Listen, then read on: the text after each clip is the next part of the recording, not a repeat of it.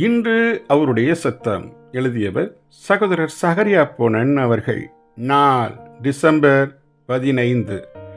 7 பாக்கியவான்கள், 7ம் வேண்டும். வெளிப்படுத்தின விசேஷ புத்தகம் 7 பாக்கியவான்களை குறிப்பிடுகின்றது. இந்த 7 பாக்கியவான்கள் வசனங்களை நம் மனதில் நிறுத்தி தியானிப்பது நல்லது. 1. வெளிப்படுத்தல் 1ஆம் அதிகாரம் 3வது வசனம். இந்த தீர்க்கதரிசன வசனங்களை வாசிக்கிறவனும் கேட்கிறவர்களும் இதில் எழுதியிருக்கிறவைகளை கை கொள்ளுகிறவர்களும் பாக்கியவான்கள். காலம் சமீபமாய் இருக்கிறது. 2. வெளிப்படுத்தல் 14ஆம் அதிகாரம் 13வது வசனம்.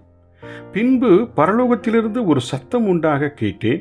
அது கர்த்தருக்குள் மரிக்கிறவர்கள் இது முதல் பாக்கியவான்கள் என்றெழுது. அவர்கள் தங்கள் பிரயாசங்களை விட்டு ஒளிந்து இளைப்பாறுவார்கள். அவர்களுடைய கிரியைகள் அவர்களோட கூட போம். ஆவியானவரும் ஆம் என்று திருவுள்ளம் பற்றுகிறார் என்று சொல்லிற்று. 3. வெளிப்படுத்தல் 16ஆம் அதிகாரம் 15வது வசனம். இதோ திருடனைப் போல் வருகிறேன்.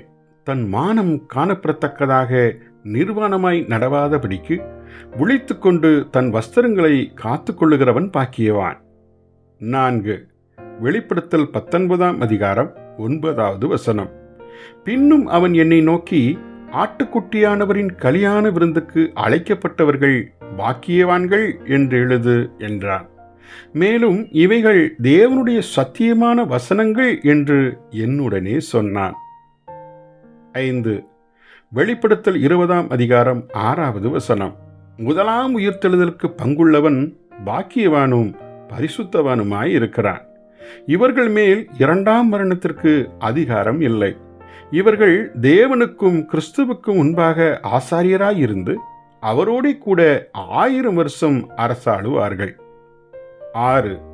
வெளிப்படுத்தல் 22ஆம் அதிகாரம் 7வது வசனம். இதோ சீக்கிரமாய் வருகிறேன்.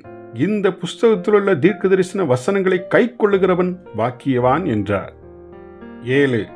வெளிப்படுத்தல் 22ஆம் அதிகாரம் 14வது வசனம்.